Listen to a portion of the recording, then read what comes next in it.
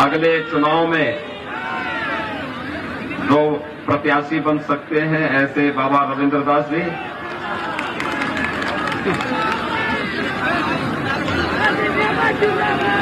मत्स्य विकास निगम की अध्यक्ष श्री रमाकांत निषाद जी, ब्लॉक प्रमुख श्री ब्रजेश यादव जी, पूर्व ब्लॉक प्रमुख श्री गोरख सिंह जी, ब्लॉक प्रमुख श्री अश्विनी जायसवाल जी, ब्लॉक प्रमुख श्री संजय सिंह जी, पूर्व प्रमुख श्री बंशीधर जायसवाल जी, दिनेश सिंह जी, पूर्वांचल विकास बोर्ड के सदस्य श्री विजय शंकर यादव जी, शेषमणि त्रिपाठी जी, गणेश दत्त त्रिपाठी जी, ब्रजभूषण मिश्रा जी, निषाद पार्टी के कोषाध्यक्ष श्री राम किशोर निषाद जी, चंद्र प्रकाश दुबे जी, सुशील पांडे जी, संगम दुबे जी और भारी संख्या में कैंपियरगंज में उपस्थित भारतीय जनता पार्टी और हिंदी वाहिनी से जुड़े हुए सभी पदाधिकारी और उपस्थित भाइयों बहनों, उत्तर प्रदेश विधानसभा के आज 5वें चरण का मतदान हो रहा है। आज सायंकाल तक 5 चरण के चुनाव हो जाएंगे और मैं इस विश्वास के साथ कह सकता हूं कि 5 चरणों के चुनाव के बाद भारतीय जनता पार्टी प्रदेश में पूर्ण बहुमत से काफी आगे सीट जीतने में सफल हो जाएगी। अब 6ठे और 7वें चरण में हम अधिक से अधिक सीटें और ले लें जिससे फिर एक बार 300 पार के लक्ष्य को प्राप्त किया जा सके, और इसीलिए मैं आज आपके बीच यहां पर आया हूं। भारतीय जनता पार्टी ने लोकप्रिय विधायक श्री फतेह बहादुर सिंह जी को आपके यहां प्रत्याशी बनाकर के उतारा है। आप सब इस बात को जानते हैं, वे विकास के लिए समर्पित हैं, लगातार कार्य करने वाले हैं और कैंपियरगंज के विकास के लिए गोरखपुर के मुद्दों को लेकर के शासन के सामने लगातार आवाज उठाते हैं। भाइयों बहनों, कैंपियरगंज गोरखपुर संसदीय क्षेत्र का ही एक हिस्सा है और 2 बार इस कैंपियरगंज क्षेत्र को भी गोरखपुर संसदीय क्षेत्र में पिछले 2 बार से रहने का सौभाग्य प्राप्त हुआ है, जिसमें 2 बार मैं सांसद था और तीसरी बार अभी रवि किशन जी यहां पर सांसद के रूप में आपकी सेवा कर रहे हैं। रवि किशन जी को उसकी फिल्मों में तो देखे होंगे ना, फिल्में दिखाते भी हैं वो आपको। कितने लोग हैं जो रवि किशन जी के साथ फिल्मों में काम करने के इच्छुक हैं? बहुत सारे लोग हैं और इसीलिए उनको आपके बीच में हम लोगों ने सांसद के रूप में कार्य करने का अवसर दिया है। देखिए, कला ये ईश्वर प्रदत्त गुण है और कलाकार का सम्मान होना चाहिए। गोरखपुर में वे विकास के लिए भी आवाज उठाते हैं और विकास के साथ साथ कला और मनोरंजन के क्षेत्र में भी काम करते हुए आप सबके लिए हमेशा उपलब्ध रहते हैं। ऐसे ही श्री फतेह बहादुर सिंह जी भी कलाकार से कम तो नहीं है।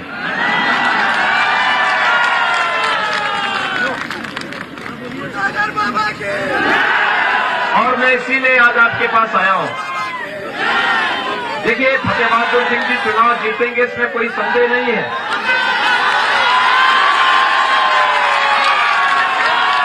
लेकिन बढ़त कितनी हो ये आपको तय करना है।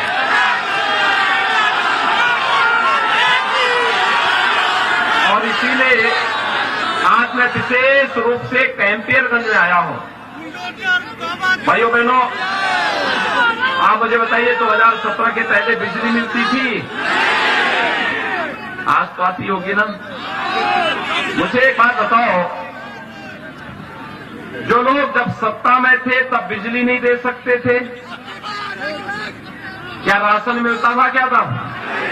सपा की सरकार के समय राशन मिलता था। कोरोना कालखंड में हर गरीब को महीने में 2 बार राशन, दाल, तेल और नमक भी साथ में मिल रहा है कि नहीं मिल रहा है? और अभी तो ये झलक है, अभी तो इससे ज्यादा भी हम लोग करने जा रहे हैं। लोग परेशान हैं, समाजवादी पार्टी के लोग परेशान हैं इस बात को लेकर के कि वास्तव में ये जो आज विकास हो रहा है, इस सड़क 6 लेन की बनने जा रही है, बिजली आ रही है, degree college, inter college, polytechnic, ITI का निर्माण हो रहा है, ग्रामीण स्टेडियम बन रहे हैं। विकास के कार्य जिस तेजी के साथ फर्टिलाइजर का कारखाना फिर से प्रारंभ हो गया है, एम्स का निर्माण हो गया है, हर जिले में एक मेडिकल कॉलेज की स्थापना हो रही है। वे परेशान है, इतना पैसा कहां से आ रहा है? मैंने कभी पैसा की कमी पहले भी नहीं थी, लेकिन पहले सरकार की नीयत पर संदेह था। विकास का पैसा और गरीबों को मिलने वाला पैसा, भाइयों बहनों, ये सारा का सारा पैसा या तो इनके पेशेवर माफिया और अपराधी हड़प जाते थे, या इनके इत्र वाले मित्र उस पैसे को अपने घर में तिजोरी में कैद करके रख देते थे। और इसीलिए हम लोगों ने इसके खिलाफ दूसरा इलाज ढूंढा। लेकिन भाइयों बहनों, मैं आपसे पूछना चाहता हूं, क्या जो विकास का कार्य हो रहा है, राशन मिल रहा है, ये काम वे लोग भी कर सकते थे ना? उनके पास फुर्सत नहीं थी ना? फुर्सत होती कैसे? क्योंकि उनके लिए तो नारा तो था सबका साथ, लेकिन काम होता था सेपाई खानदान का विकास। उससे बाहर विकास की सोच थी ही नहीं। लेकिन जब हम लोग आए, प्रधानमंत्री मोदी जी ने नारा क्या दिया? सबका साथ, सबका विकास। विकास सबका, सम्मान सबको, सुरक्षा सबको। लेकिन अगर कोई सुरक्षा में सेंध लगाने का कार्य करेगा तो फिर बुलडोजर भी। लोग परेशान हैं। भाइयों बहनों, आज मैं आप सबसे कहने के लिए आया हूं, हम लोगों को विकास की योजना के बारे में सोचना है जो आपको एक पहचान दिला सके। समाजवादी पार्टी के एक नेता मुझे मिले, मैंने उनसे पूछा, मैंने कहा विकास तुम लोग क्यों नहीं कराते थे? उन्होंने कहा हमने विकास कराया है। मैंने कहा कौन सा? कहा कराया है। वो जिद करने लगे। मैंने कहा बता दो कौन सा किए हैं। उन्होंने कहा देखिए साहब, ये सड़क, बिजली, पानी, गरीबों को राशन, दवा, ये हमारे एजेंडे का विषय नहीं है। हमारे एजेंडे का एक विषय था, हमने किया। मैंने कहा क्या? हमने कब्रिस्तान की बाउंड्री बना दी।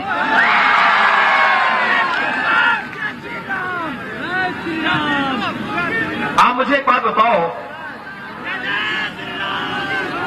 कि आज बिजली देने में तो कोई दिक्कत, बिजली मिलने में कोई दिक्कत नहीं है ना?